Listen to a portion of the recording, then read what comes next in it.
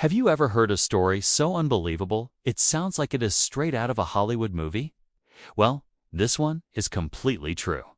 It's the story of two B-17 Flying Fortress bombers that crashed into each other at 20,000 feet, got stuck together, and somehow flew as one giant, mangled aircraft.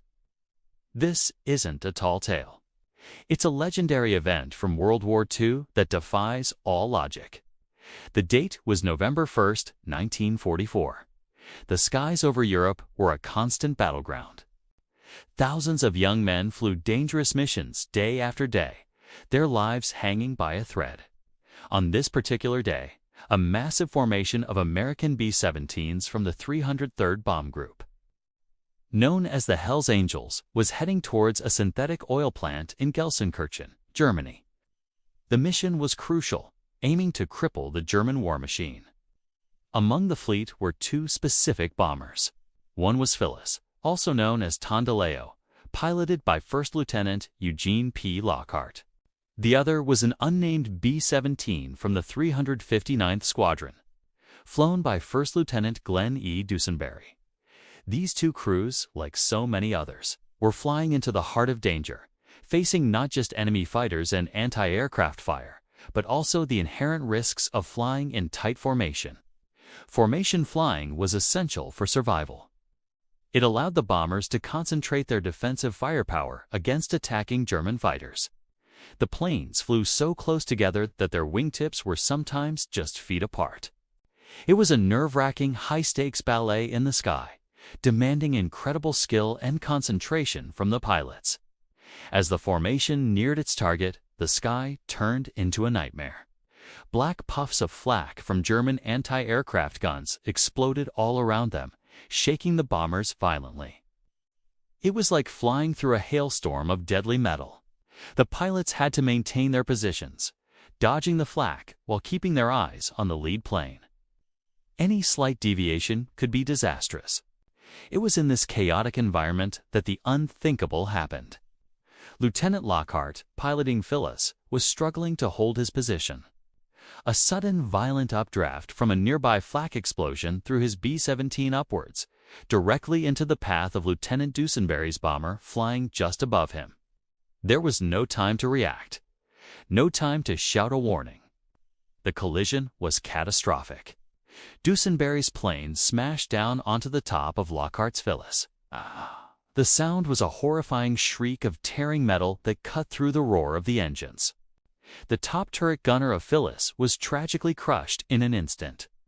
The impact locked the two massive 10-ton aircraft together in a grotesque embrace. Dusenberry's plane was wedged on top of Phyllis, its belly resting on the upper fuselage of the plane below. One of Dusenberry's propellers was still spinning, dangerously close to the cockpit of Lockhart's plane. The two B-17s were now a single, monstrous, 8-engine chimera, spiraling out of control towards the ground. Inside the two planes, it was pure chaos. The crews were thrown around like rag dolls. For the men on board, it must have felt like the end of the world. They were trapped inside a mangled wreck, plummeting from 4 miles up. The laws of physics said they should have broken apart and disintegrated, but they didn't. Amazingly, Lieutenant Lockhart in the lower plane, Phyllis, found he still had some control. His flight controls were somehow still connected. He and his co-pilot, Lieutenant John W. Wilson, fought with all their strength against the controls. They were flying not just one, but two damaged bombers, fused together. But what about the crew of the top plane? Lieutenant Dusenberry and his co-pilot were trapped. Their controls were useless, completely severed in the collision. They were essentially passengers in a flying coffin. Dusenberry, realizing their situation was hopeless, gave the order to bail out. One by one, the crew from the top bomber made their way to the escape hatches and jumped, their parachutes blossoming in the cold German sky. Down below in Phyllis, the situation was just as dire. The plane was severely damaged. The top turret was destroyed, and the tail section was a wreck. Yet, Lockhart and Wilson were performing a miracle. They were actually flying this combined wreckage. They managed to pull the two planes out of the death spiral and level them off. It was an act of superhuman strength and airmanship. But they couldn't maintain it forever. The combined weight and drag were too much. The mangled aircraft was losing altitude fast. Lockhart knew he had to get his crew out. He gave the bailout order. The navigator, bombardier, and flight engineer jumped.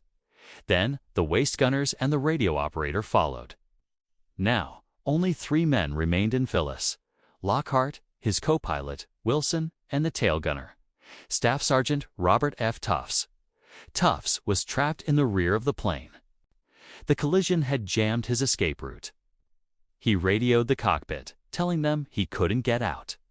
Lockhart and Wilson faced an impossible choice.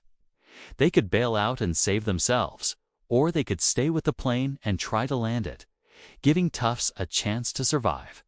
They chose to stay. They were not going to abandon their crewmen. This decision speaks volumes about the bravery and bond shared by these airmen. So, they continued to fly this impossible aircraft. They were now deep in enemy territory, losing altitude, with a trapped crewman in the back. Their goal was to find a clear, open field to attempt a crash landing. Can you even imagine the pressure? Flying 2 broken planes, stuck together, while trying to find a safe place to put it down in the middle of a war zone. As they descended, they spotted what looked like a large, flat pasture near the German village of Ostbevern. This was their only chance. Lockhart and Wilson braced themselves. They aimed the crippled behemoth for the field. The approach would have been terrifying. No landing gear, damaged controls, and a second B-17 riding on their back. The landing was more of a controlled crash. Its combined mass of metal hit the ground hard, skidding across the field, tearing up earth and grass. The impact was violent, a final shuddering groan of stressed metal. When the wreckage finally came to a stop, there was a moment of silence, and then a miracle. Lockhart, Wilson, and Tufts were alive. They had survived the crash landing. They quickly scrambled out of the wreckage, expecting to be met by German soldiers. And sure enough, they were. The 3 surviving crewmen from Phyllis, along with the crews who had bailed out from both planes, were captured and became prisoners of war.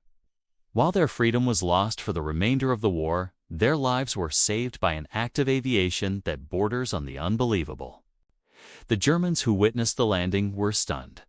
They couldn't comprehend how the 2 fused aircraft had stayed in the air, let alone been guided to a relatively safe landing. The wreckage itself became a local spectacle. The story of the piggyback B-17s is a powerful testament to the skill, courage, and sheer determination of the flight crews of World War II. It's a story of pilots who, faced with an impossible situation, refused to give up. They fought against gravity, against damage, and against all odds to save their comrades. Lieutenant Lockhart and Lieutenant Wilson's decision to stay with their trapped tail gunner is the definition of heroism. They put their crewman's life before their own, demonstrating the incredible bond forged in the crucible of combat. All the men involved, from both crews, showed immense bravery that day. Today, this incredible event is remembered as one of the most bizarre and awe-inspiring incidents in aviation history. It challenges our understanding of aerodynamics and showcases the incredible resilience of the B-17 Flying Fortress. But more than that, it's a human story about courage in the face of certain death.